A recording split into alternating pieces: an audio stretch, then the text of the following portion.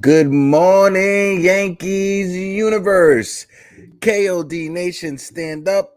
And you degenerates, wake up and get your coffee. Welcome to another episode of the Yankees Morning Brew. This Wednesday, August 17th at 11:01 a.m. Let it be known that today is the day that Brian Cashman and the Yankees finally started making some sense and doing things that make sense. Because the reports are Estevan Florial and Oswaldo Cabrera are both getting called up alongside our guy, Ronnie Marinaccio. You know Ron Marinaccio from Toms River, New Jersey? He's coming back up to the majors alongside Estevan Florial and Oswaldo Cabrera. Let the kids play. Let the kids play. Like my man Keith said, salute, salute, salute. Good morning. Worldwide L is in the building. Worldwide Mayberry. I see you, player. See, I had to throw in the Knicks shirt. You know what I mean? I throw in the Knicks shirt because of the rumors started heating back up with our guy Donovan Mitchell. You feel me? You feel me? Spider Mitch to the city, baby. But the Yankees finally pulled the trigger. You know, I was thinking it was going to be tomorrow on the 18th because of the service time, but no.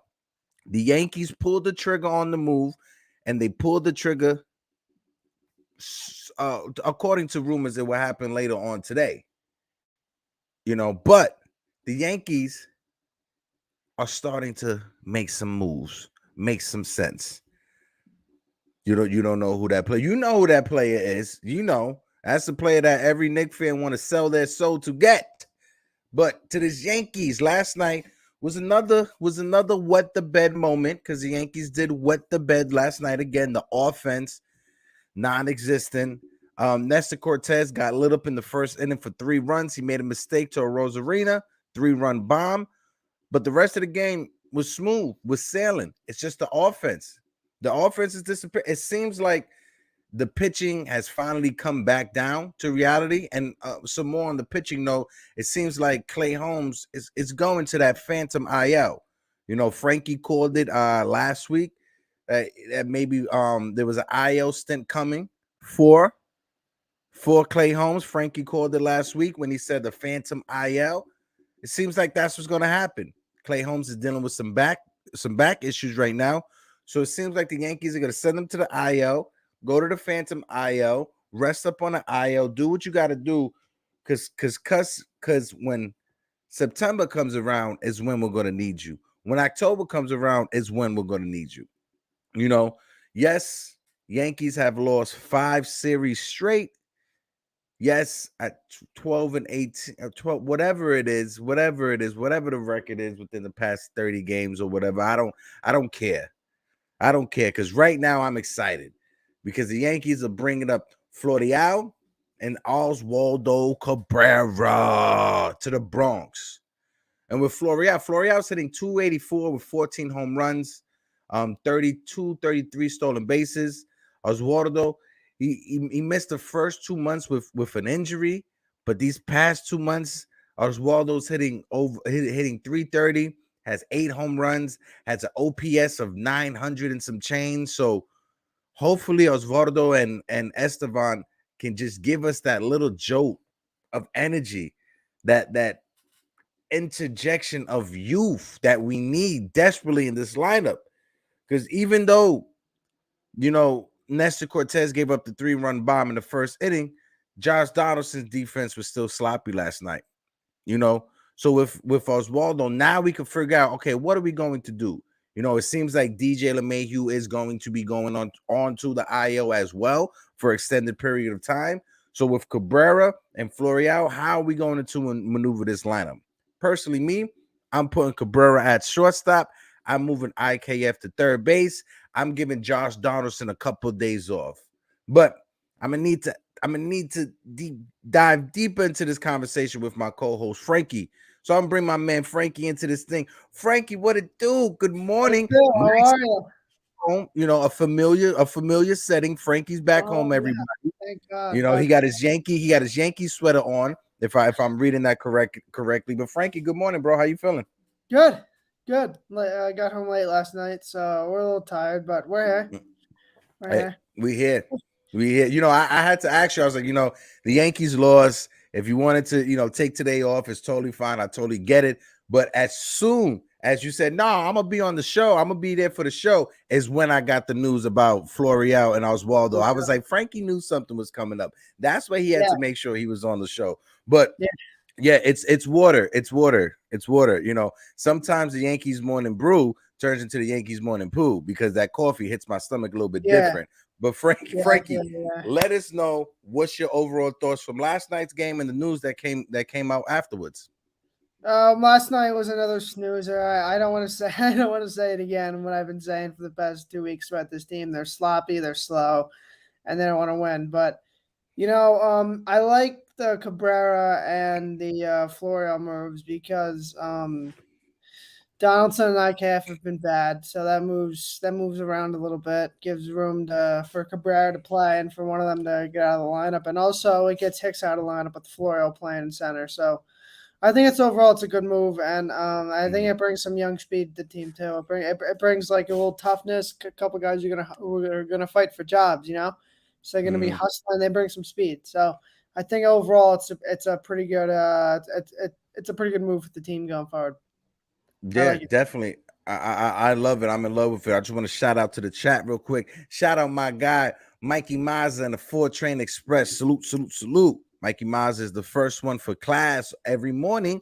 Shout out to my guy DG. DG, what it do? Good morning. Of course, Keith as well. And like I said earlier, my man Worldwide L from For the Love of the Game. Salute to my guys over there.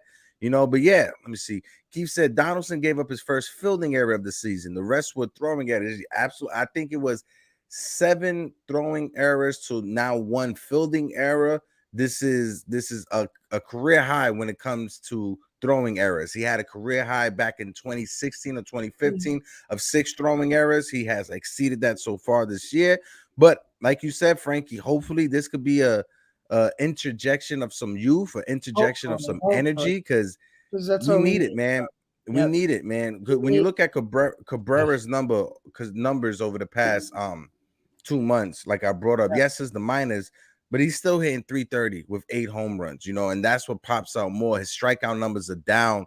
When it comes to Florial, also, Florial is having a phenomenal year. One player that I'm upset that the Yankees didn't bring up was Peraza, and I know that's going to be a lot of Yankee fans also upset, but maybe he comes up when the 18th comes and the service time is gone.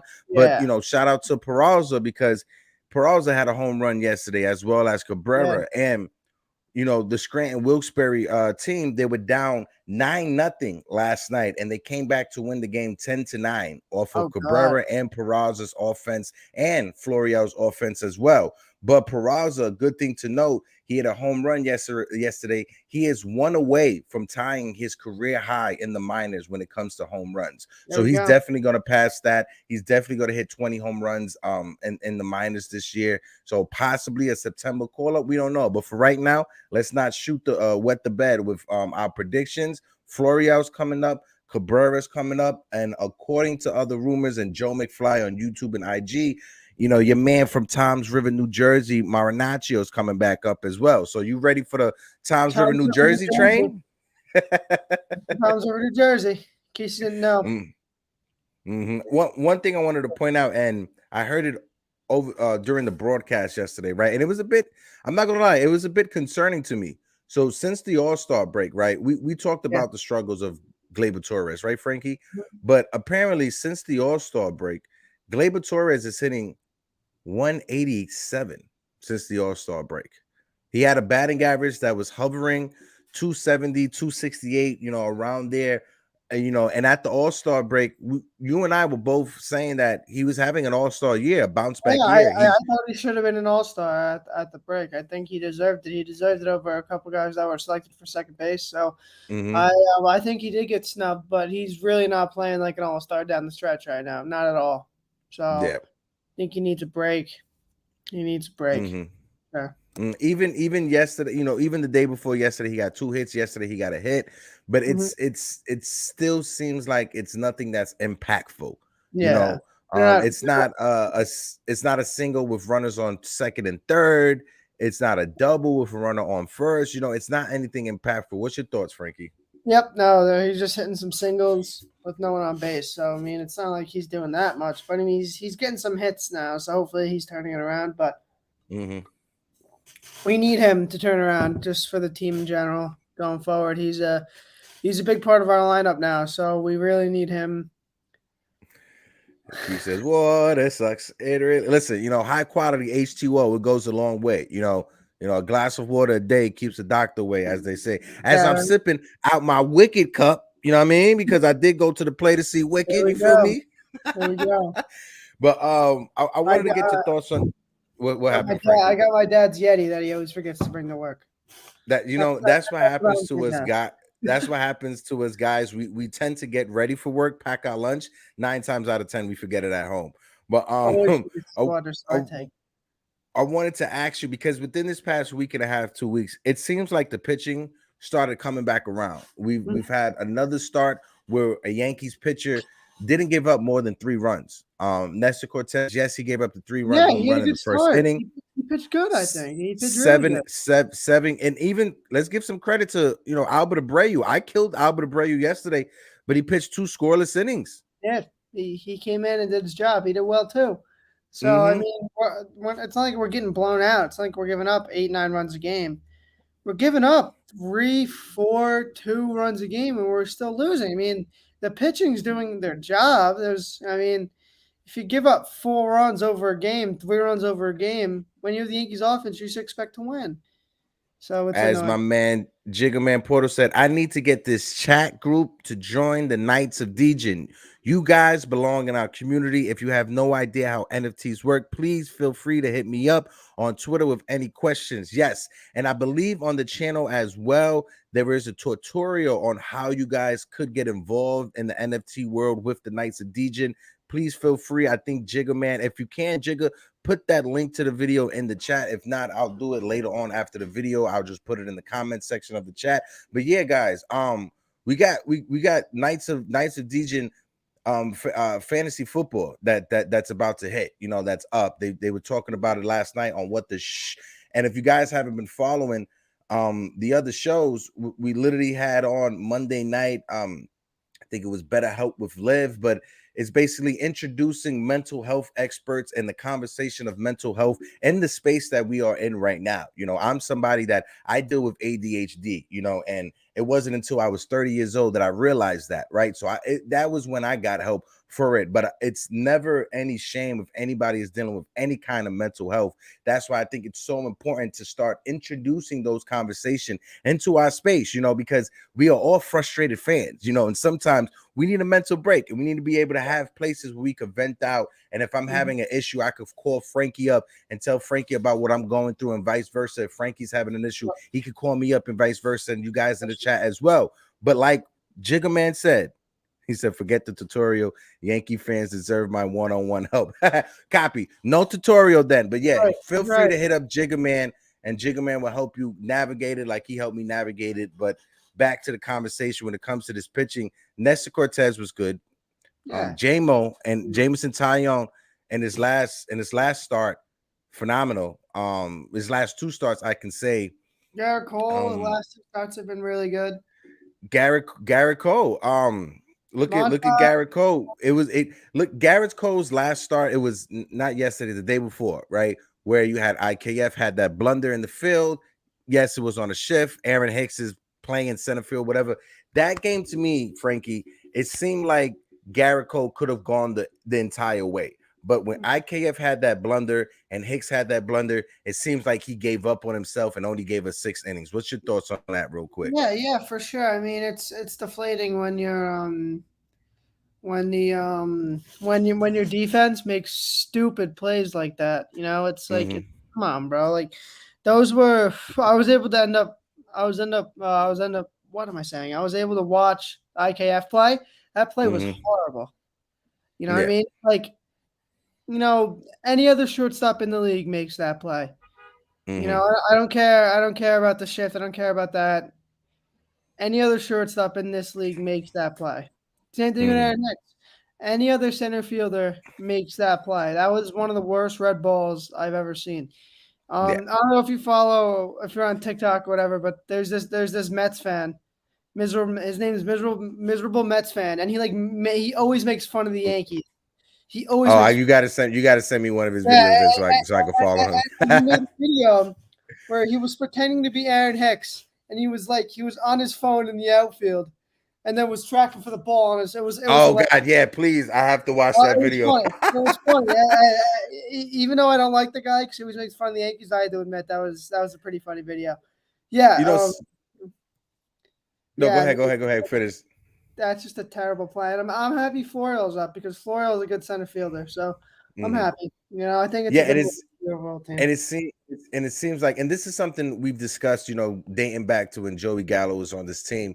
It seems like right now, Aaron Hicks he's defeated mentally, bro. Like he's defeated mentally. And I understand Aaron Hicks, he has a family. I get that. I understand Aaron Hicks has a family. He's a human being. I understand that and I get that. I'm not saying he's a total scrub, right? I'm not saying that he's a total wash, he's a total bum. I'm not saying that. Yes, you suck, right? But do you suck to the point that you can't play in the league? No. Can Aaron Hicks play on the Cincinnati Reds? Absolutely. Could he go play on the Colorado Rockies? Absolutely. Maybe the Baltimore Orioles, he could play for Baltimore and produce? Absolutely. But can he play for the New York Yankees, patrolling center field, batting 6th, 7th, 8th, 5th, wherever you want to put him in that lineup? Absolutely not. He cannot. The fans have gotten to him, and he seems like he is just defeated. His attitude, his persona, there's no hustle. One thing that people said they could hang their hat on is, oh, he was okay defensively, right? Defensively, that's where we rely on Aaron Hicks. But when you look at the numbers, Frankie, I looked it up last night. Aaron Hicks has a negative 2 fielding percentage. Now, I don't know how numbers work when it comes to the defense side of baseball, but I know -2 is not a good thing. Frankie, help me out here. No. His defense hasn't even been that good. And that's that. I think you were looking. Maybe was it fielding percentage or what was it? Yeah, it was his overall fielding percentage. Yeah, he's bad. He's been terrible defensively. He's been just bad overall. Who had another home run last night?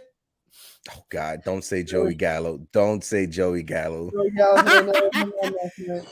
And it was a bomb. That ball might have been 450 feet. God. Hey, shout out to Joey Gallo, man. Shout out Joey Gallo. As long as he strikes out 3 times every game we face him in the World Series, I'm happy with him hitting bombs for the Dodgers. Shout out to Joey G. Good for him, man. Really, I can't believe it. I can.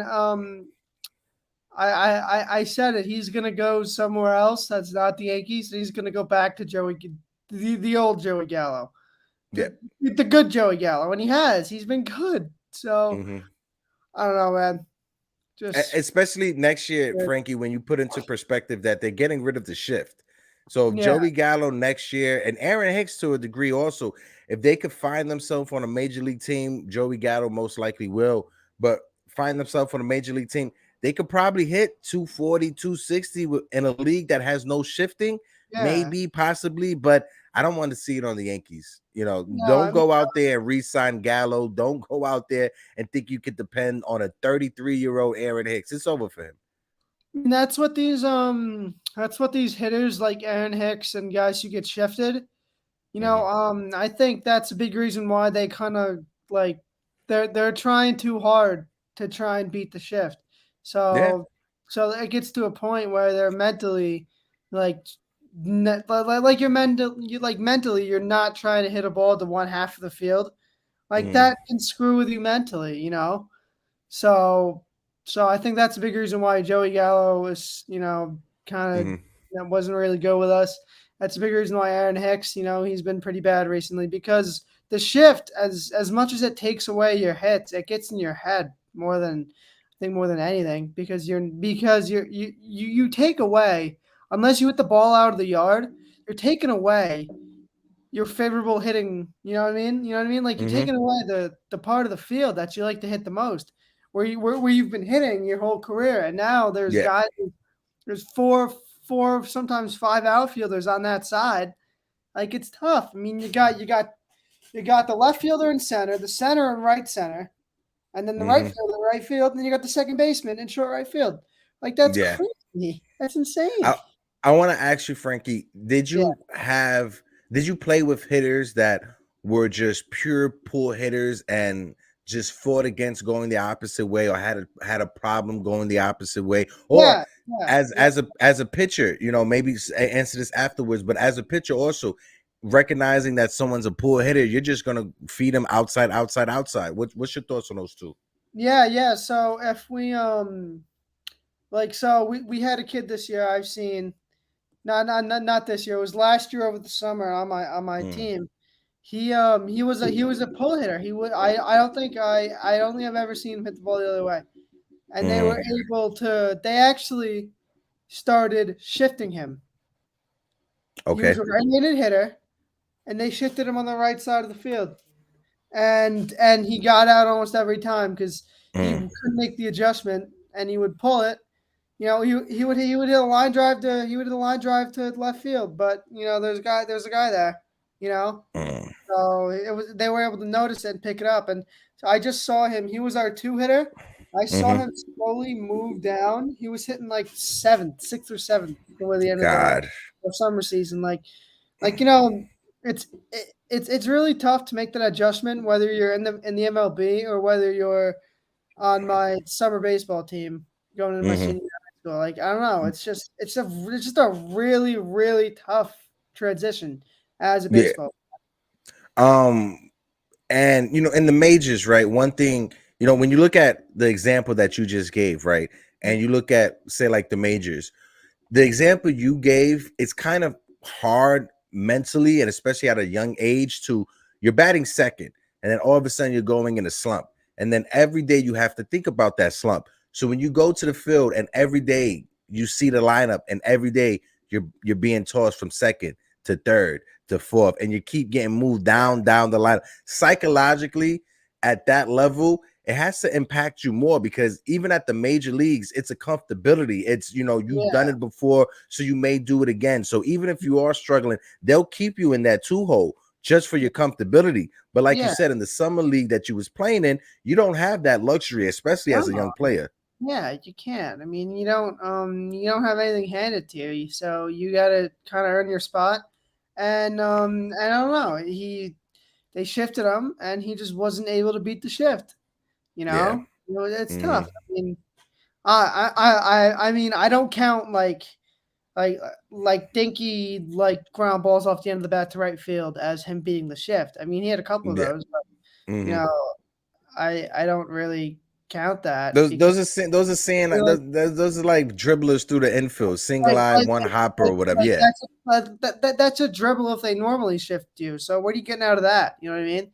Like Mm, what are you getting out of tapping the ball the other way? Like I get it in the MLB if you're like I don't know it boosts your stats whatever. But as a high school player trying to develop, I would be like, dude, what are you getting out of tapping the ball the other way against the shift? Because they're not going yeah. to stop shifting you. Yeah. So what do you get out of that, bro? I would tell him, but I don't Is know. is is bunting a thing at that level? Like, Oh is my god, bunting yeah, something that is bunting. okay. Bunting is huge, and throughout high school, bunting was huge. This season we bunted a lot because we didn't have a lot of power. We were a good Hmm. team, we made the playoffs, whatever. But Nice. we didn't. We had one, maybe two power guys. Even that. I think we played 18 games. The most home runs on our team, I think, was 2. You know what I mean? Like, we weren't a power team, so we had a lot of speed. So we bunted, and bunting is. I wish that was something they did more in the MLB in the league because bunting could be huge when it comes to moving a runner over or this and that situational baseball. But see, bunting is a lot different in my eyes than poking off the end of the bat a squibbler to right field against the shift. Like, I think that's totally different. I mean, that's not like bunting. You can learn situational baseball through that at the high school level, but you can't learn that by tapping it against the shift. I feel like so. I mean, the MLB guys have to do that because it's Hold good for on 1 second. I'm sorry. Hey, Jigga Man, if you can, there's a troll that's in the chat. If you could just ban them. I tried to do it, but I can't do it on my end. There's a troll in the chat. If anybody out there, if you could make some mods out there so people could block the trolls. Go ahead, Frankie. My fault. Yeah, so it's just I don't know. It's just baseball. It's situational is really important. So. I mean, if you can learn situational baseball at the high school level and in college, that's huge going into the MLB. But situational baseball is kind of decreasing in the MLB nowadays, so it's tough because they don't bunt, they don't steal. I mean, I think those are 2 really important parts of the game that they're just leaving out. So I'm not a fan of them not bunting. But in high school and in like my age group of baseball, bunting and stealing is a lot bigger than hitting home runs. So I wish they would do it more up there for sure.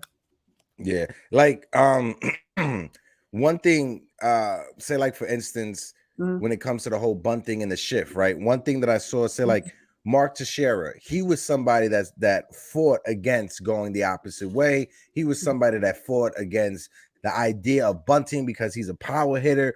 But baseball is a game of strategy, right? Yeah. Yeah, exactly. With strategy, bunting is just another form of strategy, right? It's like when people say, "Oh, you're bunting, so you're cheating." No, if it was cheating, it would be against the rules for me to do that. Yeah.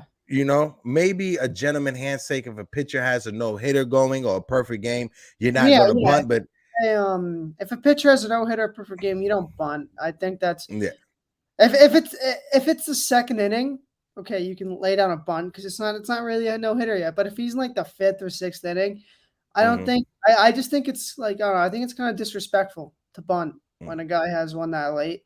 That's just me though. I know people in the chat probably have a different view on it, but to me personally, I think that's a little disrespectful if you bunt when a guy has a prolonged no hitter going on. Yeah. Like that's a recipe for you to get a 98-mile-an-hour fastball at your chin next time you go up to bat. But let's break down the game from last night. I'll start off with the lineup from the Yankees. You can handle the pitching side from the Yankees, and then when we hop over to the Rays, we just flip flop. All right. Let's start off with the Yankees. For some reason, my dog just opened the room, but that's what it is. Gleyber Torres led off again. He was 1 for 4. Aaron Judge in center field, 0 for 4 because, why not? Anthony Rizzo, El Calzone, a first baseman, was 0 for 4 as well. JD, Josh Donaldson, 1 for 4, but with an error as well. Jose Trevino. Now, this was mind-blowing to me. They bat Jose Trevino in front of Benintendi, but whatever. Trevino 0 for 4.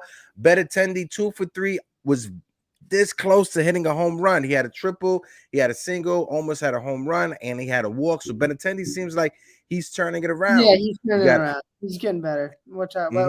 It's huge. That's huge for our team. That's definitely huge, especially with the rumors of Giancarlo Stanton possibly coming back as well within the next week or so. So seems like we're getting healthy, and that's what we need. But Miguel Andujar, we talked about him as well yesterday. Andujar has to do better with his opportunity. He was 0 for 3 from the DH spot.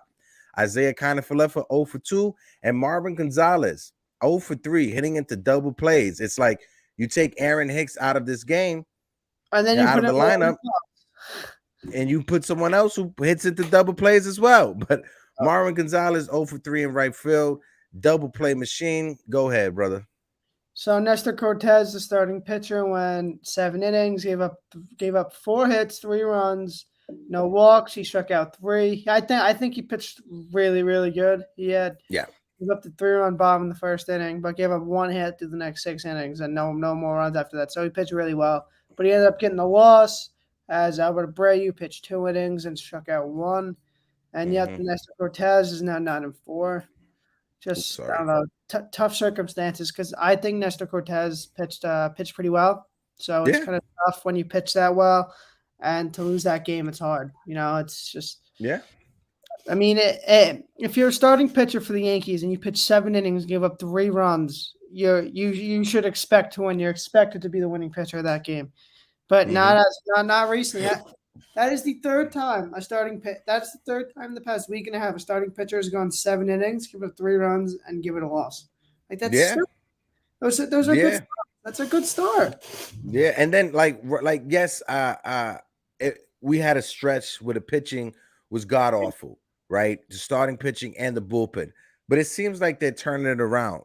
I'm not sure if you indulge and listening to sports radio, but one thing I like to do, especially right before I go to bed, I take 30 minutes at night to listen to the overnight radio guys at WFAN. A big reason why I listened to sports radio at that time was, Frankie, when I used to work as an EMT, I worked overnight, right? So I worked overnight for like 3 to 4 years as an EMT, and I always listen to WFAN. So I have a vibe with the guys and the late night crew. So the fans that call into the late night crew, if you think Michael Caputo is a national treasure, the people that call in to the late night shows on WFAN are Michael Caputo to the next degree, because they come in with the takes of Boone needs to be fired. He's horrible. There's a guy that literally called in, Frankie, last night and said that this team is not going to even get to 85 wins. He literally argued with the guy. I forgot who was hosting last night because Keith McPherson wasn't there,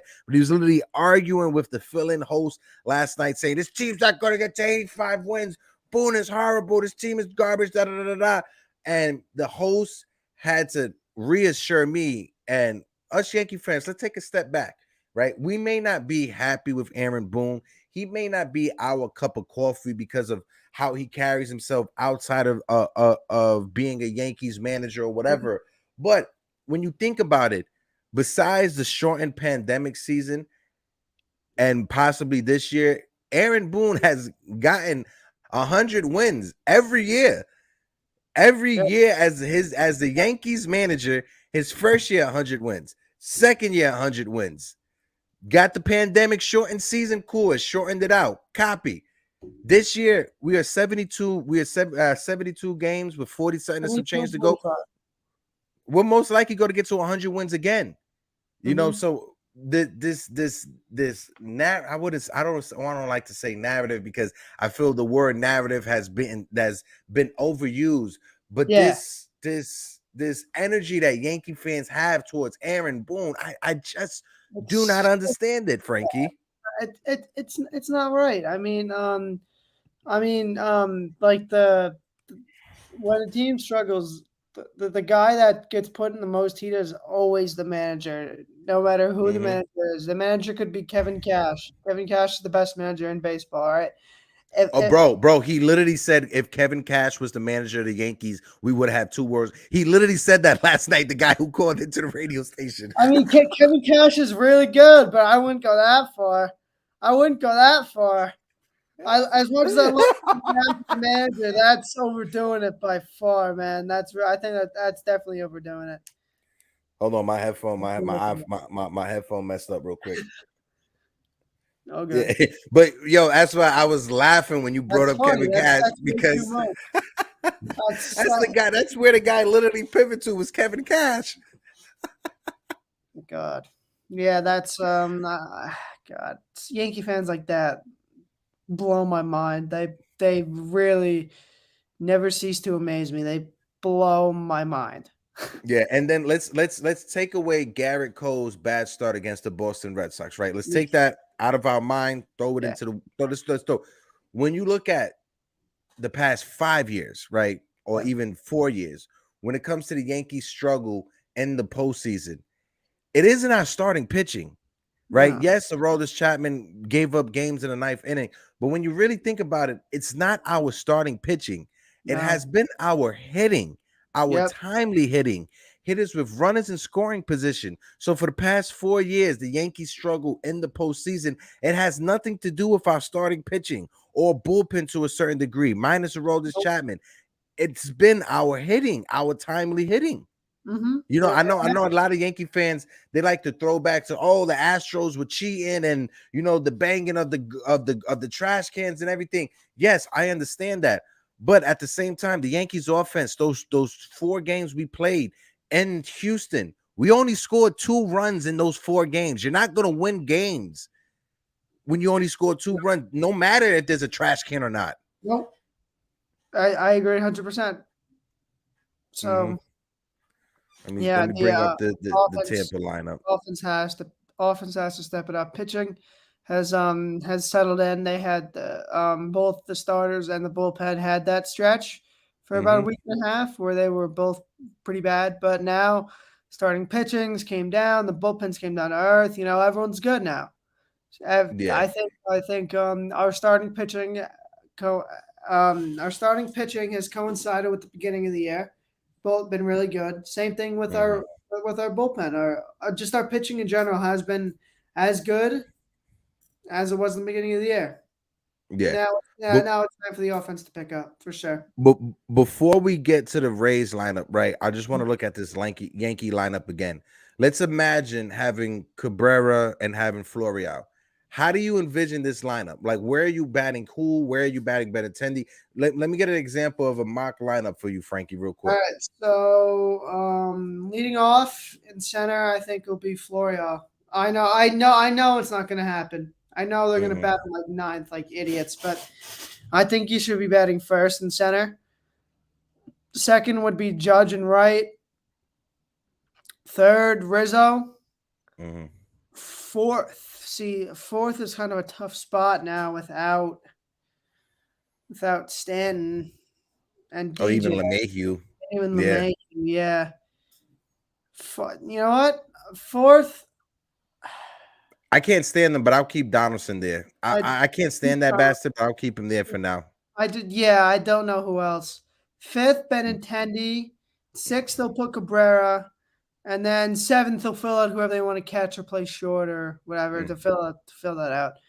Yeah. So, I don't know. I feel like we could see Benintendi leading off. We could see even Cabrera leading off. So, I'm kind of excited to watch the game tonight. I haven't been able to really say that since the All-Star break. I'm excited to watch the game tonight to see Same. how the new guys look. I haven't watched a game in full in probably a week and a half or 2 weeks. So I've been watching in and out because sometimes I just need a break from them because Yeah. they drive me mentally insane sometimes. Like, Mm-hmm. um, the Yankees determine the Yankee game from the night before determines my mood for the next whole day. So sometimes, so recently I've been like, you know what? I can't watch. I'm gonna be pissed off. I'd rather be a little less pissed off and just turn this game off and go play Xbox or something. But they just, I don't know. I mean, I am really excited for tonight though. I want to see how our new guys Yeah. perform. I'm excited to see Cabrera make his debut. Right? It's his Yeah, first his game. major league Cabrera's making his major league debut. Estevan Florio, he's been up, down periodically or Seems whatever, like they're but going to give Florial more of an extended run. He's kind of been our mm-hmm, 27th man. That's kind of mm-hmm, been his role he'll come up for a doubleheader and play a doubleheader and then go back down and go into the abyss. But I think now he's going to get an extended run to play on the team almost every day. So he's going to get a lot more playing time. So I'm excited. I'm excited for that, really. yeah, super excited. And who knows? Could this be having Cabrera and Florial up here at the major leagues on the major league roster with you? Could that help Miguel Andujar, who's been struggling? We don't know, right? Having Cabrera, having Florial, having Andujar, could that help Gleyber Torres? We don't know, but possibly. I mean, Let's see yeah. I mean, what happens. they get a little more protection, I think. Than Aaron Hicks. I mean, I think we're at a point in time right now where major league pitchers are more scared of Estevan Florial and Oswaldo Cabrera than they are Isaiah Conifer left on Aaron Hicks. So Yeah. I mean, I think that kind of helps our line. Throw Donaldson into that Or conversation too. Donaldson or yeah. So You that know. that really helps even out our team. Just Well, just take a look at the chat I real just looked quick. at Xbox Keith Live. is he's Nah, dude, asking I Frankie have if a he got. PlayStation, but I don't know why I said Xbox. But I got it right here. I don't know Okay. why I said Xbox. I was just thinking of a video game console and I said Xbox. Why? I don't know. But What games are you playing right now on your PlayStation 5? oh god, I play on MLB The Show. I MLB The Show and like Warzone take my time from Oh, okay, okay. like the For me, gym. it's MLB The Show, and they have access to like the PS1 catalog. So I've been playing a lot of Tekken 5 and Oh Resident Evil wow. Director's Cut, the Oh original, the wow. OG. That's awesome. I'm a fan of the 8-bit video game, Frankie. Yeah. As an older statesman, as someone being 32, I'm happy with playing Pokemon on my Game Boy or playing PS1 or PS2 games. I'm happy with that. My dad, he got an Atari once. He got like the game. Like we Mhm. got him some game for the Wii when we like had the Wii set up to our TV. And me and it was like it was for Christmas or his birthday. We got him a gift. It was like oh my god, it was like a bunch of old school games like Yes, Atari the and Atari games like Classic. Yeah. yeah, and we were able to put it into the Wii, and I, you know, I've never seen my dad so happy about doing something like he would come home from work, and the Yankees would be on. It would be like the winner, and then he would like be just so I have like my PlayStation set up here, and then my TV's right over there. So I would be here playing my PlayStation. He'd be sitting on the couch playing his Atari. It was hilarious. And like if he wasn't working, he would play. He would play the Wii with his old games as much as I would play my PlayStation if he wasn't at work. It was Hey, really listen, I don't blame him, bro. I love yeah, like me me. neither. I have the PlayStation Classic, right? But I'm the type of guy I got the PlayStation Classic, but I'm also the guy that buys USB drives online of different games loaded up too. Oh my So I got god! the original Yu-Gi-Oh card game on my PlayStation Wow, Classic. I got all the Final Fantasies, all the Digimons. Let me stop before people start making fun of me in the chat. But in the chat, that's Mikey so, Mazda is saying he's currently playing the show, and Keith is on the loading screen for the show. So yeah. yeah. I love the show. But me, so like what I do, like I go into like a week or two at a time where I'm like obsessed with GTA 5. And then I go on to play my normal games. A week or two every like 3 or 4 months. I'm Mhm. obsessed with GTA 5. That's all I play. And I'm in that right now. I'm in my 1 to 2 week span of every 6 months where it's all I do is play GTA 5. So I don't Yo, know why. It just happens once in a while. I was watching a throwback video, and we'll talk. We'll bring it right back to the Yankees right after this. But I was Yeah. watching a video from 2012, I want to say, when GTA 5 first came out. I remember I was working at Zabar's at the time. It's this Jewish supermarket on the upper west side in the city. I was working at got out of Zabar's, went Mhm. straight to GameStop so I could wait online for the midnight release of GTA 5. Wow, Like that's that crazy. that was me playing GTA 5. But let's switch it back over to the Yeah, Gen because the let's video go. game talk We went on a little could take we it. went on a little tangent Yeah, there. we're allowed to here or there. We're Yeah, allowed to. once in We a while. appreciate Once in a while. once in a while, but go ahead, read the lineup off, brother. So Yandy Diaz led off at third base. He went 2 for 5. Isaac Paredes, the first baseman, 0 for 4. Sorry. Harold Ramirez, the DH, 0 for 4. Randy Rosarena in right field went 1 for 4, but he had that 3-run shot in the first inning off of Nesta. Bomb. That was a tag. Christian Bethencourt 1 for 3. Jose Siri 1 for 4. Taylor Walls, the shortstop, went 0 for 2. Chang went 1 for 4. I think he's the only guy on that team I don't know. And Mhm. Roman Quinn, the left fielder, went 0 for 3. At least I think that's Roman Quinn. Or Yeah, Quinn, yeah. yeah. Chang. I think he's a late season caller. But it's the first time I ever seen him in the lineup for the Rays. But He was 1 for 4 at second base. Played a solid second base for us last night. And over to the pitching side, they sent out left-handed starter Springs to start. He went 5 innings, 2 hits, gave up an earned run, 1 walk, and 4 strikeouts. Pete Fairbanks came in after him, pitched the inning, no hits, no runs, no walks, no strikeouts. Rayleigh came in right after Fairbanks, pitched 2/3, 1 hit, zeros across the boards with runs, walks, and strikeouts. Armstrong came in afterwards, pitched the inning, 1 hit, no runs, no walks, 1 strikeout. Adams, the closer, came in the 8th inning. You know, he got judged to ground into that double play, which was I mean, that double play. He grounded to second base with 2 outs with a runner on first. And you know, I love Judge. Judge needs more. He needs more protection in this lineup. We can't count on Judge to just save us every game. And you saw it last night. He had an at bat, Frankie. He had an at bat where he struck out at a pitch that was so out the zone, and you know that's uncharacteristic of Judge because he's just trying to swing at anything that's close. You know, because they're not pitching him right now. But they're not pitching him. Adams pitched the inning in the 3rd, no hits, no runs, no walks, and 2 strikeouts. Springs was the winning pitcher, 5-3, and Adams got his 7th save of the season. But they aren't pitching Judge, bro. I know, and it stinks because he's the only guy who they're scared of in our lineup, and when Stant comes back, I think our struggles are gonna slowly go away when Stant comes back because Stanton opens it up for Judge, Stanton opens it up for DJ, Stanton opens it up for all other guys because he's not only exactly. Yeah, they're not pitching to him.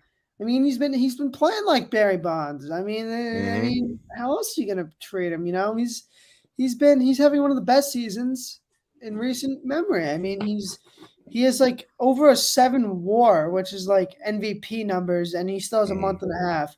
Like if Aaron Judge was to not play a single game from now to the end of the year, he's still up there for MVP. Probably still leads the league in home runs. He's probably going to be top 2 or 3 in WAR if he doesn't play from now on.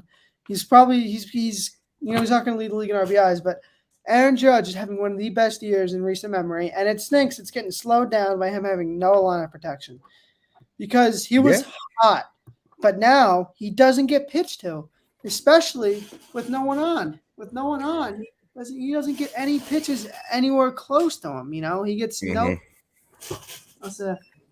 Hey, Pops. Yeah, he has no lineup protection at all, and I don't know. It's just tough because I want to ask you something real quick, Frankie. Hold that last thought. Put yourself in Aaron Judge's shoes, right? Pretend you're Aaron Judge right now, right? You're 31 years old, right? You look around this team. At the beginning of the year, when you guys were killing everyone, cool. The feelings, everything was up. Everything was high. You was riding high. You was on a different level. Right now, you're 31 years old. Yeah. You look around this team. As a 31-year-old, you want to win a championship, right or wrong, Frankie? Yeah. Of course. I mean, he wants to win. Do you have faith in this front office by looking around this team over the next 10 years? Is this something? Is this a situation that you want to sign up for the next 10 years? Do you have faith in this front office over the next 10 years? I don't know, man. I really don't. I don't know if Aaron Judge is like, I don't know if the Yankees right now are Aaron Judge's favorites to re-sign. I really don't. I'm at a point in time where I just don't know anymore because of the way the team's been playing recently. Hold on. I just want to address a comment real quick. Frankie, at any time, did we say this team was winning a World Series in this conversation? So, David, I'm not sure if you just joined the conversation and decided to like just randomly just write something in the comments, but we never said that this team was winning a World Series. Right now, we're talking about this team's issues and their problems and how they could fix it and be competitive in the playoffs, David. But I appreciate the comment, though, brother. If you tuned in yesterday, I specifically said yesterday this team is nowhere close to a World Series this year. I said it yesterday. I think you said it, myself. The people Keith came on. we said that this Somebody, team Chris not said that's a Caputo burner. That's funny. That's funny. No, but specifically yesterday, we were all into agreement. Even after you left, when the guys came onto the panel, besides Caputo, Yeah. we were all in agreement that the team was going to lose last night's game, and we lost last night's game. Yeah. You know, but besides the point, pretend back to the comment, pretending that you're judge, right? Over the next 10 years, is this a situation that you want to sign up for? If there's a team out there that offers you 400 million, and then you see the situation with the Yankees, who are you picking, Frankie? I think it depends who that team that who gave him the 400 million. Who gave it to him? That's my thing. I mean, I don't think that San he. Francisco. No, I think he would stay here if San Francisco. Okay. If San Francisco matched our contract, he stays here. I mean, we have a better future than they do. We have I don't know, and we're better right now than they are. We have better prospects, I think, and we're better. We're more suited for the future than they are as a team. So, I think I think if they match our offer, he stays. But I don't know. He's just someone that we need to resign. I don't care how much money he asks for. I know he's been in a slump, but because he's not getting pitches to hit, he's getting all pitches out of the zone. He's getting all pitches out of the zone because he is more or less the MVP this year. I mean, I don't know who. I don't, if someone in here thinks Aaron Judge is not the MVP, I want you to come on right now and tell me why.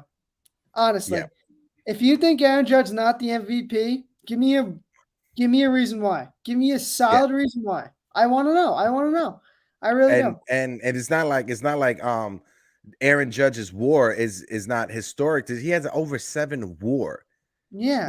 He has a 7 WAR. He was like, Astros will not either. Too many weakness on offense. Pena, McCormick, Yulia, any center field they put out there. Listen, you know, right now the Astros, what the Astros can hang their hat on is their pitching. One thing I say is that their starting pitching has been better than us and is better than us. Their bullpen is where it's shaky, right? And their offense is, they're not a home run offense, but when it comes to the Astros, they put the ball in play.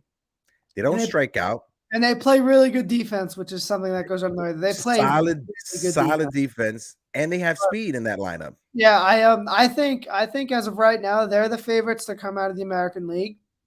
But I don't think they beat I don't think they beat the Braves. I don't think they beat the Mets. I don't think they beat the Dodgers. But as of right now, I think they are the favorites to win the AL pennant. That's just me. Yeah, right now the Astros are the favorite to win the pennant. With Walker Buehler's injury, you hate to see injuries, right? You don't want to wish injuries on nobody. That's a bad injury for the Dodgers. What it does is it just leaves the National League open for the Mets.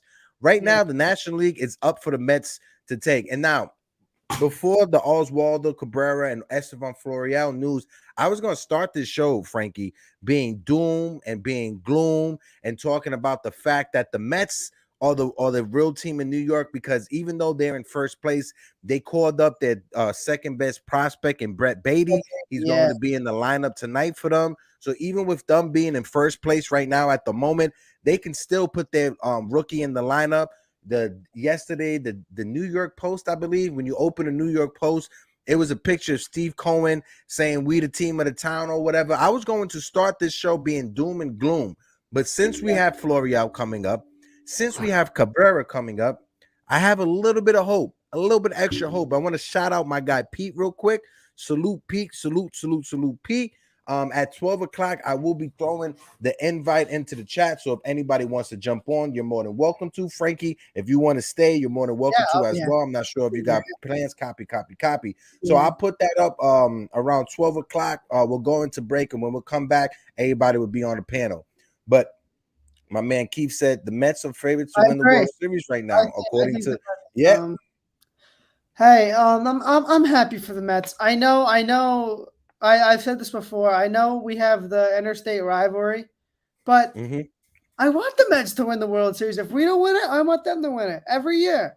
If the Yankees do not win the World Series, the team I want to win the World Series is the Mets. It's always been the Mets.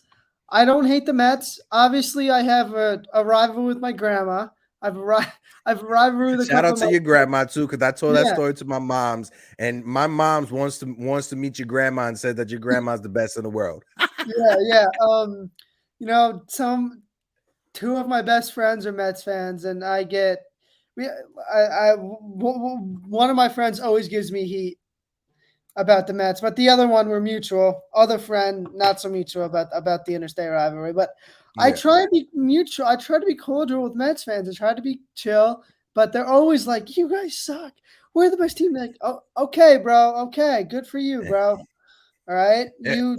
When's the last time you won? All right, give me a break. Give me a break. Yeah. We have 5 championships since you've won one. All right, we've had 5 since you've won one. Give me a break, bro. All right, come on. Not to throw salt into the wound. We're not trying to be super petty, but when you guys start talking your mess, it's easy for listen, what you've done lately, not a damn thing. But like you said, the inner city rivalry is just so much better when you have both the Mets and the Yankees doing good. When you I have like that. I think that's when baseball's at its peak is when both the Yankees and the Mets are good. You know, that's like peak baseball. I know. yeah. I know the Dodgers, Padres, whatever. No. Yankees, Mets is when the Yankees and Mets are good. That's when baseball's at its best. Mm-hmm. You know what I And mean? I know for years, especially when I was younger, it was Yankees, Red Sox. But even now, Yankees, Red Sox doesn't have the same feeling to it like it did 10 years ago, 15 years ago. Right now, the Mets are that's the I rivalry know. for the I know what especially when you got a former Yankee manager and Buck Showalter being your Yeah, manager. Yeah, that's yeah. I think the Yankees Red Sox rivalry between Met fans still pray to Bill Buckner. Pete, that's why I love you, baby. that's funny. That's funny. But I think the Yankees Red Sox rivalry when it comes to fans are just as big as it used to be. Mhm. I've been to 2 Yankees Red Sox games this year. I went to the second game of the year where Stanton hit that big home run to take the lead in the late innings. I was at that one, and I was at the extra innings loss the week before the All-Star break. I was at that extra innings loss. I remember at the first game I went to, there was this guy. I don't know, we're walking out, we won, whatever. And this guy's yelling at a bunch of Yankee fans, like, "Oh, you guys suck, you guys suck." I was like, I was like, "Hey, what was the score of the game again?" And he was like, "Oh, but we beat you guys last year." I was like, wait, is it 2021? I was like, "Is it the 2021 All-Star game right now? Shut the F up. Get out of New York. Go back to Boston." This guy was like 50. He was jacked. I was scared out of my mind, but one of my friends Frankie, I is don't need Frankie. I don't need you to get beat up by one 50-year-old of my friends Boston is drunks. All 6'3", so right. I made sure to stand behind him Oh, because that's all. That's all. yeah, As I long as made you sure to stand behind a stand big behind friend. him. Yeah. Yeah. Just I don't know. It's funny. It's funny Yeah. because Red Sox fans Mhm. they're obsessed with us. They are obsessed with us. We're in their heads. They love us. They love us. Yeah. Like I don't know. I mean, Little Christopher, but they got Bobby Valentine instead, the Red Sox. yeah, right. Guys, I put the link in the chat. If anybody wants to jump onto the panel to have the conversation with Frankie and myself, you're more than welcome to at this time. Just a few ground rules so everybody know. If you're going to jump onto the panel, please be respectful to everybody that's in the panel. Please be respectful to everyone who's in the chat and people who was watching. Please do not call anybody out of character. Do not say anything that could be offensive to other people who are watching. And as well, if anybody is, finishing a thought, let them finish it before you cut in. But I'm going to bring my man Michael Mazza in, who got that Freddy Cougar shirt. Michael Mazza, you got the Freddy Cougar shirt. What's good, baby? What's good, guys? How's it going? Frankie, how you doing, bud? Good man. How are you? Not bad. Good. Mazza, give us your thoughts. What are you thinking right now, especially when you talk about the Florial and Cabrera? So as much as I agree with you, and I would love to see them play, Yankees will still go back to their old ways. They will revert back to old habits, and they will find a way to show their loyalty to guys who are struggling, and they will have them rot on the bench. That is how I feel. Because it's happened before, it is going to happen again, and it's a trend with them. This is what they do. They call guys up, they let them rot on the bench, they send them back down, and it's just a cycle all over again. Mm-hmm. Yep. God, that's the I way the feel Yankees do you. Keith, things. what's good, brother? Good morning, Oh, my baby. guy.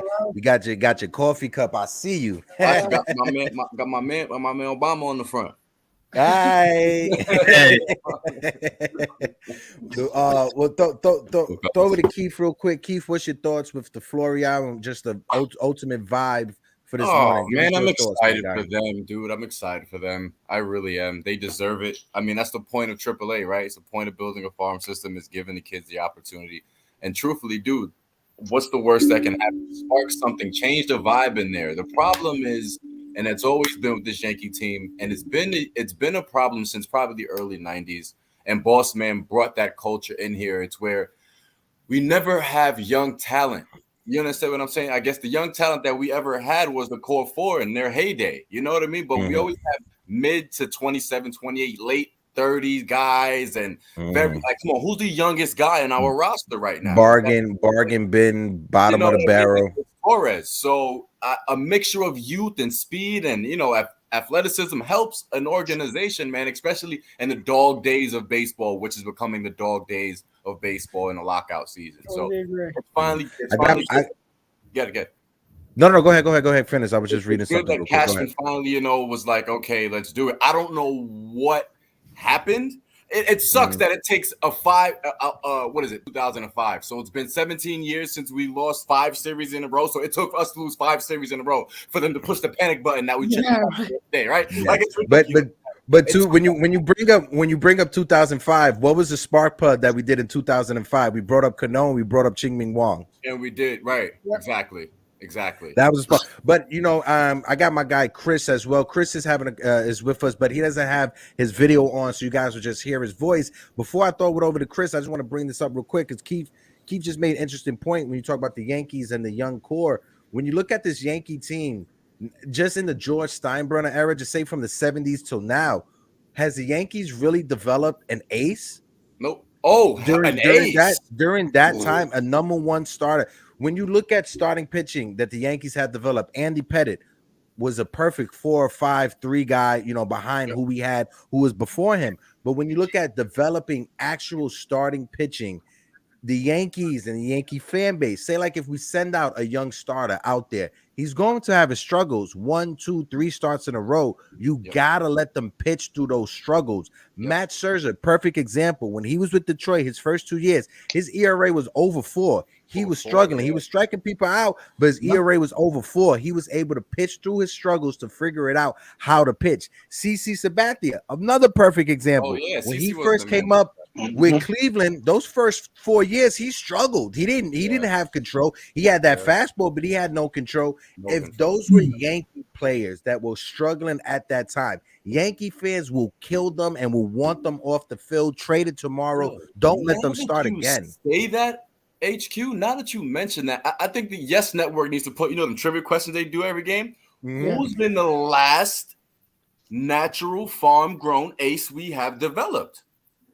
Ching Ming Wong is the we was close. one. Yeah, Ching Ming Wong got hurt. 2 back-to-back 18-win seasons. Besides that, no. Wow. Andy Pettitte, maybe was he an ace though? Andy Pettitte. I don't know. You could say he was an ace because in the playoffs. Other organizations, we had the Rocket in front of him though. Yeah, in the playoffs. Yeah, and even before the Rocket, we had David Cohn and we had David Wells in front of him. David Wells, right? Exactly. Yeah. Oh, Chris, my guy, salute Chris. Chris, give us your thoughts and then just throw it over to Frankie afterwards and then Mazda. I'm gonna pick up what Keith said about the youth movement. I mean, with the core 4, but technically it was the core 5. Everybody keep forgetting about Bernie. Yeah, you can't forget about Bernie. Yeah. Jimmy Key, thank you, Pete, for bringing that up. I'm kind of excited to see Cabrera. Like, I think Donaldson needs to sit his butt down. Fuck that. And he needs to take his spot at third. Or move IKF over to third. Yeah, you can do that too. You can do that too. But I think he needs to be in the lineup for sure. But Florial, I'm not gonna lie, I'm excited to see what he's gonna do too, because he's a lefty. Mhm. But Andujar, he's got to pick it up. Like you just complaining about getting sent down, but you're not doing nothing. Yeah, you're not building your trade value right now, Mr. No. Nope. Not at We're all. stinking. You ain't getting. Yeah, exactly. Yeah. Frankie, go ahead. What's your thoughts on the fellas? Go ahead. I agree. Andujar was complaining about not being on the big league club and wants to get traded, but then he comes in and he's been sneaking up the place. He's been horrible since he's been back up. He's been horrible all year. Yep. I mean, he wants to get traded, but he's not doing anything to show anyone his trade value. I mean, he's not doing himself any favors. No. Yeah, he's not earning his big league club right now. He's not earning his playing time. The only reason he's playing is because DJ and Stan are out. That's the only reason he's not in Scranton right now. So I don't know. I was never really a big Andujar guy to begin with, to be honest. But he's just something else, Well, I was about to say, he's got some bad news because Stanton and then Bader coming back. He's gonna get sent back down again. I was just about to say yesterday. It was announced last night when I was listening to WFAN. Harrison Bader took his walking boot for last night. After nice. the game. I love that. He's out of his walking boot. He took it off last night after the game. I love that. I like that, Mazda. I want to. Oh, my bad. Because I want to say one more thing too. To be honest with you, if they play good, like Florial and Bader plays good, like they're supposed to, Hicks, please don't put Hicks in the lineup ever again. No, I think they he did enough the other night to prove why he shouldn't be here. Absolutely. You did enough. I saw a tweet made me laugh. It said, I forget who it was, but it said, I would rather see Harrison Bader in his boot play center field than Aaron Hicks right now. Made that play. I was like, I agree. He would have made that play. Go ahead, Mazda. It's on you, Mazda. Go ahead. Just a couple of things. The piggyback off of what Hector said. You were saying about how we haven't developed, or how if an ace came here, pitched horribly, Yankee fans would have wanted him traded. Look at John Smoltz when he first got to Atlanta, when he got traded from Detroit. One of the greatest pitchers of all time. Struggled, couldn't find his control, got hit around, was wild, had absolutely didn't know what he was doing. If he were here in the Bronx and would have done that, Yankee fans would have been all over that and said, "Oh, he's got to go. He can't play here." Yeah. And they would have been talking all that nonsense to get him out of here because of that. Yeah. I was about to say, like, speaking of a pitcher that didn't do too good, but over his career he got better. I don't know if y'all remember him, but Kenny Rogers from Detroit Tigers. Oh, I can't stand Kenny Rogers. Fuck that guy. Fuck that guy. I can't stand that bastard. Yeah, he played pretty good with Detroit though. But the other we had Kenny Rogers. He wasn't good with us. That's what I'm saying. In the 90s. Yeah. During the 90s. We had him. Yeah. But fuck that guy, Kenny Rogers. The other thing I was gonna say was to get back to Keith's point and Frankie's point. The youth movement is so important and so vital for a team. So vital because this team is so old. Because this team, I think, has an average age of like 32 or 33. They need to be younger. I get that you want to grow your prospects, but you cannot keep them in the system, especially if they are ready. But that doesn't mean that their numbers are going to translate. I got a question for the panel, man. There's going to be that beautiful free agent summer that we're gonna have, and a lot of big name shortstops will be on this this market. There's rumors that Correa will opt out because he's going to. It's already been confirmed he will. Yep. Trey Turner. Are you okay with the Yankees making an offer to any of these big name shortstops again? Yeah. Trey Turner. Trey Turner. Yeah. Trey Turner's with me. Got you. Here's a name that's been thrown around also. that's a free agent. He currently plays for the Mets. Mhm. It would be Edwin Diaz. I would be okay if the I Yankees. will lose my mind if Sugar was in I will pinch. freak out. Imagine. I'd go crazy. I would be okay with them offering Edwin Diaz a contract for two reasons. He's a proven closer, and we don't have that. Yep. We do not have a proven closer. Yep. Because Chapman's gone after this year. Yep. I don't know if y'all saw Jason's video of 161 River Ave about the breakdown of the payroll. Mhm. But if you haven't and you like that stuff, subscribe to his channel. He's got good stuff. Mhm. That was probably one of the easiest things to understand. We are having $151 million come off the books after this season. That's a beautiful thing, man. That is a beautiful God. number. That's huge. So that means let's say we re-sign Judge. Yep. You know, whatever the 9 years, 270, 280. That's $38 million off the book, or now back on the books. Now you're at 180 something million that you've got left before you hit that threshold. Mhm. That means you can still go get a bet, and you can still go get a pitcher.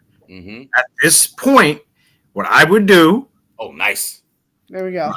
is do everything you can to re-sign him. I would go get Edwin Diaz. I would then try to trade for a starter and try and talk to Miami again about Pablo Lopez. Lopez for sure. Mhm. That way you've got a Montez, a Cole, and a Lopez. That gives you a formidable numbers 1 through 3. That way you're not burning out Cortez, which is at this point bound to happen. Yeah, bound Yeah. for sure. And then It's go ahead, go finish. And if you wanted to, you could go out and get another bat for protection. That way you can get Hicks out of here Mm-hmm. because Bader's gonna be back next year. But you can get that extra bat to get rid of Donaldson Mm-hmm. or Torres. Mm-hmm. Oh, Torres is gone regardless. Gone. Yeah. Yeah. I don't care if he So wins. now you have a replacement for him, and you don't have to wonder who's my next replacement going to be, because let's say Peraza and Volpe aren't just ready yet. Or one of them. Now you've got that stopgap until they get up here. Yep. Yeah. And when you look a little bit further into it, Mazza, and you bring up great points, brother. Super great When points. when you look in further into it, right? Look at I haven't updated it since the trade deadline, but when you look at this graphic I brought up, look at Nestor Cortez. Look how much he's making, right? He's arbitration 1, 2, and 3. The most his salary is going to go up next year, probably 2 million to probably 3 million, right? If you look at Josh Donaldson, if we could just remove Josh Donaldson, yes, Joey Gallo is gone, just ignore him. 21 million. 21 million for Josh Donaldson, 9 million next year for Aaron Hicks. So if we could combine Hicks and Josh Donaldson, that's 30 million. If we could get 30 million off of the payroll, that 30 million could go right to the Judge. When you look this up, right? Take Judge's 17 million, 19 million that he's making this season. Take that away. That's 19 million plus the 30 million from those two players. That's 49 million right there. That's Judge's salary. If you think about it, if we could replace Donaldson, if we could get rid of Donaldson and Hicks off of the payroll, plus the 19 million that Aaron Judge was making this year, add in, you could take that 49 million, spread it in which way you want to. If you want to give him 40 million a year, 38 million a year, yes, you still have 10 to 12 million dollars to play with. You still got 10 to 12 million dollars that you can play with. And when you look at the amount of players that are on arbitration control, you bring up Gleyber Torres. Gleyber Torres, he still has 2 levels of arbitration. He's going to be a free agent in 2025. He's only making 6 million this year. The year he had this year is not going to go up that much. Maybe 7 million, 7.5. It's not going to go up that much, right? So when you look at it, you got Gleyber Torres, arbitration control. Nestor Cortez, arbitration control. You got Clay Holmes, who got arbitration control for the next 5 years. Ron Marinaccio, 5 years. You're losing Aroldis Chapman. His money is coming off the books. When is Britton out of here? When's Zach Britton Britton as well. I was just about to say Zach Britton. Yeah, same. His 11 million is coming off of the books as well. So you got Chapman, you got Britton coming off of the books. You got so much coming off of the books. Like Mazza said, shout out to Jason from 161 River Ave. You guys, please go support my guy. but he did a phenomenal breakdown of the Yankees payroll. And I just spilled my water, so give me a second. I'll be back. But to toss it around. Go ahead, Frankie. But I got a question for the panel, though, before you get to Frankie. How would y'all feel about re-signing Matt Carpenter? Look at what he's done for us this year. Hey. Yeah. I mean, he's done for us this year. He was probably like the best hitter before. He found himself here in New York. Yeah. After that dismal last year out in St. Louis, before he went to Texas, no one wanted him. Dude, comes here, and now he has found himself. 36 years old. I signed him to a 2-year deal with like a player option or something. Give him $5-6 million, and he's the complimentary DH to Stanton. With Stanton, that could be your replacement for Gleyber Torres. I'll say this too. I'll say this too about him. I know he was good in the playoffs with St. Louis. That's what I'm kind of excited for, to see what he does in the playoffs. Instead of spending for October, man. And I wanted to say this too, because he brought up Gleyber, and I'm sorry, Gleyber showed me his true colors. Because as soon as they talk about trading him, he got in his feelings, and now he's playing like ass. Excuse my language. He got butthurt over it. Yeah, like you gotta get out your feelings, bro. Yep. Yeah. It's a business, I want to take a quick second, real quick. I just want to shout out Molly, who's in the chat. Molly, good morning. Salute. Glad that you came. But yeah, when you talk about Gleyber Torres, he's batting 187 since the All-Star break. Go ahead. Horrible. Absolutely horrible. Terrible. It's nuts. Go ahead, Frankie. What's your thoughts on the convo? Yeah, I mean, I think I'm really excited about the young guys. I think that any of these guys can take over a second base spot if they need to. Like whether it's Peraza, whether it's Cabrera. If we want to get rid of Gleyber, we really can this offseason, because now let's do it. Now, even we have 3 middle infielders coming up within the next 2 years. 3 years, yeah. With 3 years, yeah. Cabrera's already up. Peraza is not too far behind him. Yeah. Volpe's right around the corner. Around the corner. You know what I mean? We have 3 middle infielders coming up. So I don't know if any of them have played second, but I don't know. You I think Volpe has. Yeah, and then you can take an off season to learn learn third base or second base as a shortstop. You can just take an off season, learn the position, play a little in the minors, get used to it in game scenario, and then come up. That's the only thing that concerns me in the near future. When I mean near future, I mean 3 to 5 years. As far as our infield, only off the strength because DJ and Rizzo are old. Yeah. Period. I don't see us giving. I think we gave Rizzo 3-year contract, right? 2 years, 25. He's got an opt out. Yeah, but he has an opt out. World Series window type of contract. Yeah, and if we don't, he has an opt out after every year. Go ahead, Keith. All right, so then we gotta work. I think we need to start tuning in who replaces him at first base, because we don't have. Oh, they got somebody for him. If it can't be catcher, Austin Wells. Oh, I was going to say Austin Wells. Yeah, but he had another home run in the minors. Yeah, he's a beast. He did. Yeah, because they was talking about like his defense. His defense is like Sanchez a little bit, but his hitting is way better.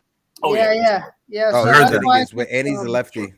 Yeah, like Yankee Lineup in like 3 years. Yeah, go ahead, Frankie. What was your thoughts, Frankie? Go ahead, bro. I mean, I think that's a big reason why they're going to push him to first base, is because defensive. Yeah, that's at catcher have not been what they want from a catcher. So they can slide him over to first. I know he's played a little right field, which is weird, but he has played a little right field in the minors. I know that. And if they can slide him over to first base, I think that'd be huge. That'd be ideal. Because he's shown that he can be a pretty good hitter. Yep. So the best Yankees prospect when it comes to being a catcher in my eyes, I love Austin Wells, but Anthony Sigler, he showed himself this year. You got to remember, once we drafted Anthony Sigler, we drafted him right out of high school. Once we drafted him, he had a knee injury that he had to get surgery. He had another injury that he missed the whole entire year. So these past 2 years have been his first full seasons. Not even you can even take away last year, but this has been first full seasons in the minors, and he's producing. But before we continue, I got a little special treat from us, right?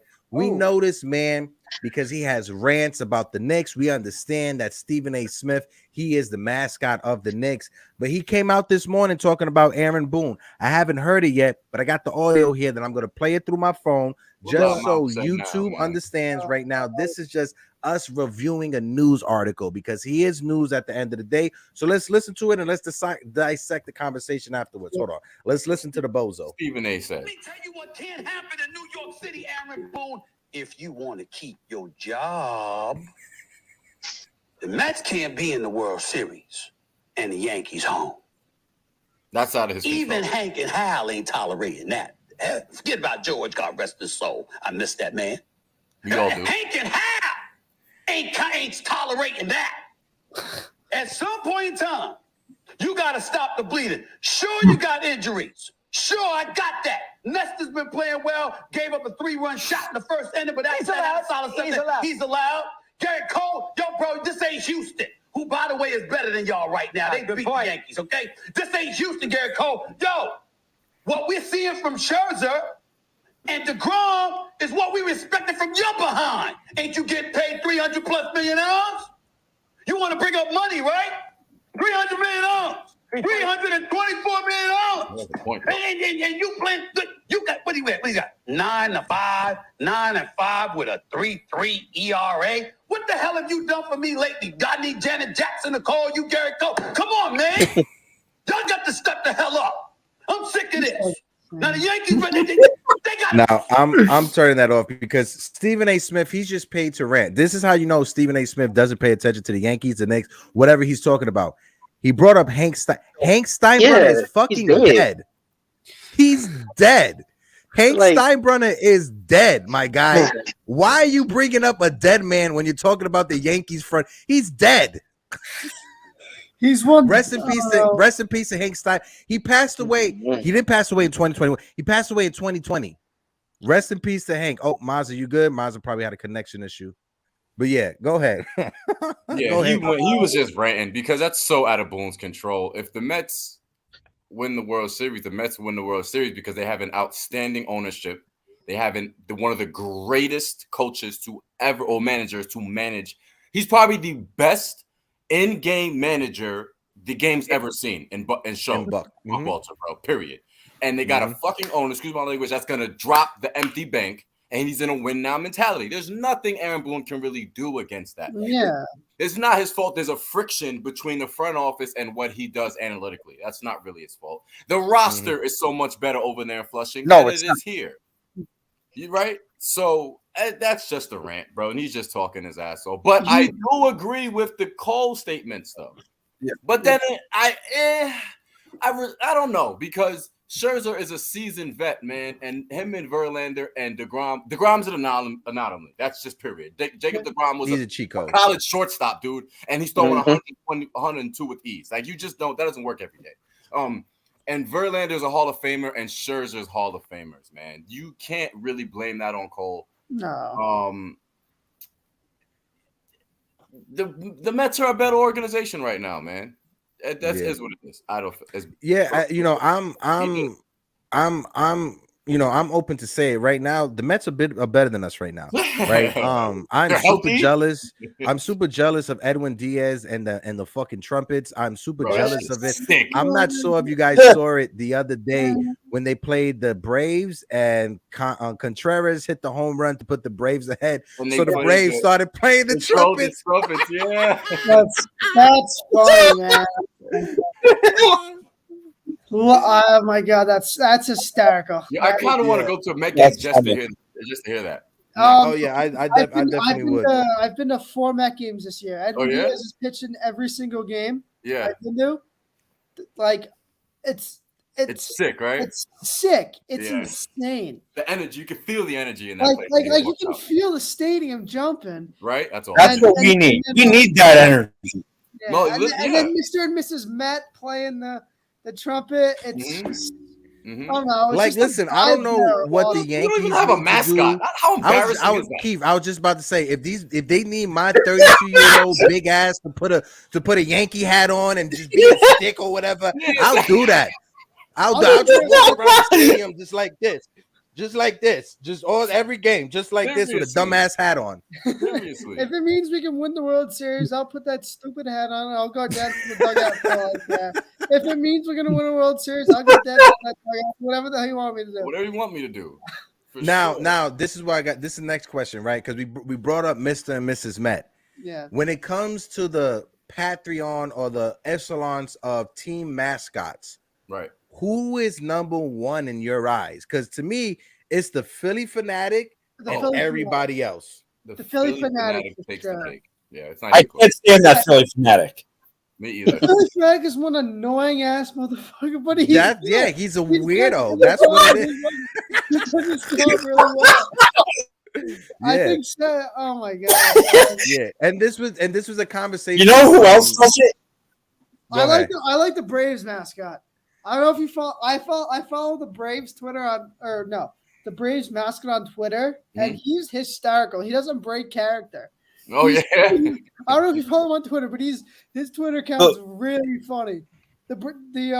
He's like, I don't even know what he is. He's like, the blue. Oh, it's a spinoff of the Philly Fanatic. It's his cousin. Kind of looks like his cousin. Kind of looks like his Puerto Rican cousin. You understand? He's hysterical. I love his Twitter account. Yeah, So anyway, but it's probably my favorite Twitter account. So there's two Go ahead, mascots Miles, that do it for me that I cannot stand. The Philly Fanatic and Wally the Green Monster of the Red Sox. Oh yeah. That dude just oh he's sweet. He's sweet. well, if I had to, it would be like I said, Philly Fanatic, and then I know this is not baseball, but Benny the Bull. To me, Benny the Bull with the Chicago Bulls, he's a legend. Yeah.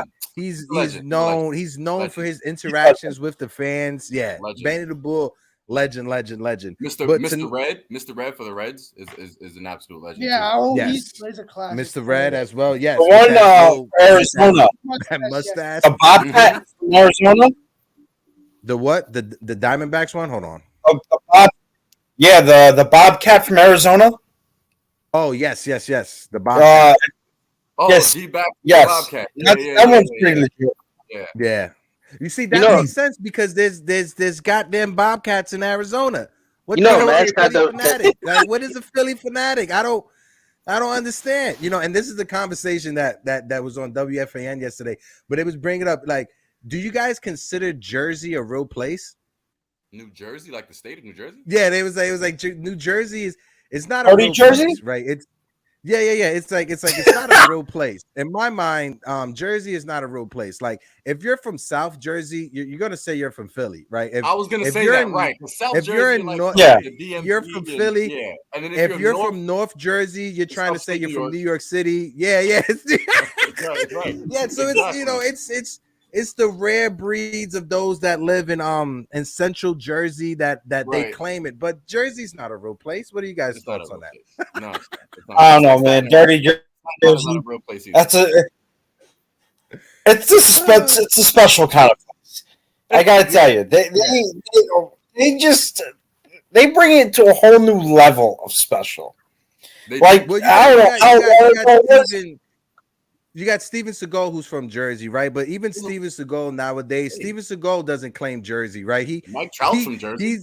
He's basically like the Russian Dennis Rodman right now. He's overseas in Ukraine trying to be the Russian Dennis Rodman. But even with Steven Seagal had an interview and he claimed just the continent of Asia as his birthplace, not even Jersey. He said, "Fuck that, I'm claiming a whole continent as my birthplace."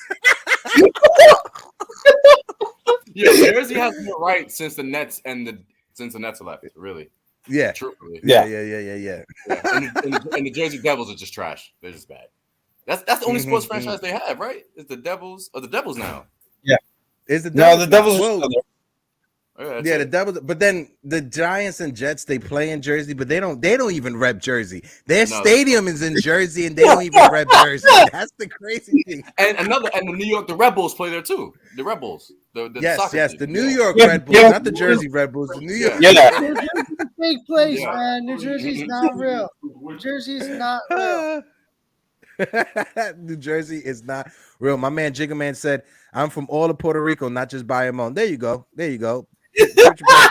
But Frankie, I'm gonna start with you. Throw it over to Keith, and then Keith throw it over to Mazda. Let's do some predictions tonight. Frankie, what's your thoughts tonight? Over and under? Do you think the Yankees are scoring over 5 runs? What's your thoughts for tonight's game? Let's see. Look at this. Okay, so I'm gonna say the final score. Of course, the Yankees will win. Well, we're gonna win. It's gonna be we can't score, so it's gonna be 2-1. And I think Andrew Benintendi's gonna drive in 2 runs. One's gonna be Florial, the other's gonna be Cabrera. There we go. Okay. He's gonna have like a 2-run single or something. Then he'll drive in 2 runs. That'll be the game. That's what I'm thinking. Keith, what's your thoughts, brother? Let's see. Because we got Domingo Germán versus Corey Kluber. Last time Kluber pitched us well, man. That's he pitched the perfect game against us last year. No. He pitched the perfect. Yeah. Basically, let's see. His ERA is at what? It's at 4 and 4.5. Yeah, 4.4. He's struggling this year. I'm gonna go with the Yankees. I'll take the Yankees tonight. I think just off the strength because oh my god, I'm dropping my controller. The additions to the young guys, that's dudes that Kluber's probably never seen. Yeah, we'll take the Yankees tonight. I think Germán does well. Germán's been pitching well. It's not like the Rays of their offense has been, amazing in this series. It's been 1 run up until the 9th inning and then a 3-run homer, and that's about it. That was arena hit. So I feel like Germán can do just as good as Nesta did yesterday or what Cole did. I'll take the Yankees by 2 tonight. Oh, yeah, Yankees by 2 tonight. You feeling a little? You got an extra possible in your hand. Heard you. Yeah, exactly. Go ahead, Mazza. What's your thoughts tonight? I'm gonna go out on a limb, and I'm gonna say the Yankees are gonna win 3-2 tonight. I think they're gonna score more than 2 runs for the first time in God knows how long. I think Benintendi is gonna drive in one of those runs. I think Florial or Oswaldo Cabrera are going to drive in the other, and then I think Judge is going to go deep tonight. Yeah, I think Judge goes deep tonight too. Yeah. I'm loving all those predictions for myself. I can see Judge going deep tonight. Hopefully, Germán gives us a solid 5 to 6 innings.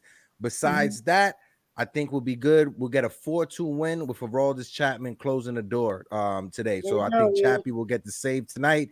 4-2 win. That's my thoughts on it for tonight.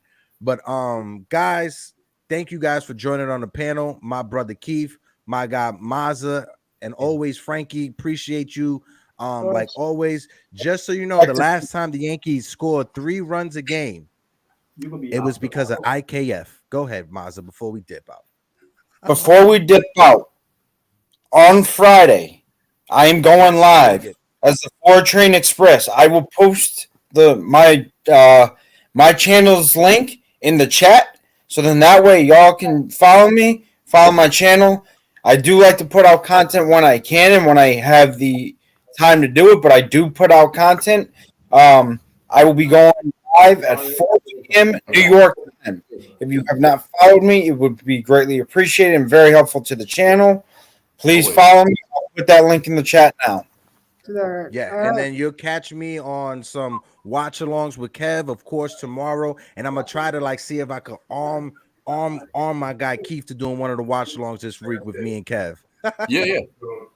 Yeah, absolutely. I'm down. Frankie, any final words, brother? Nothing from me. I'm good.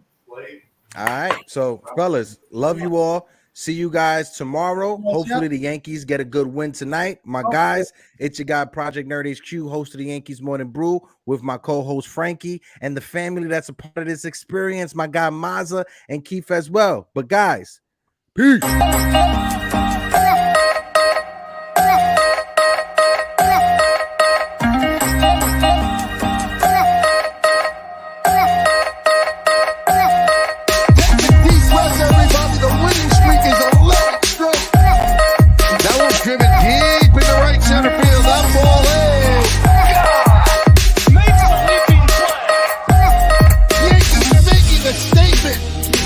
Into third. There's 1. There's 2.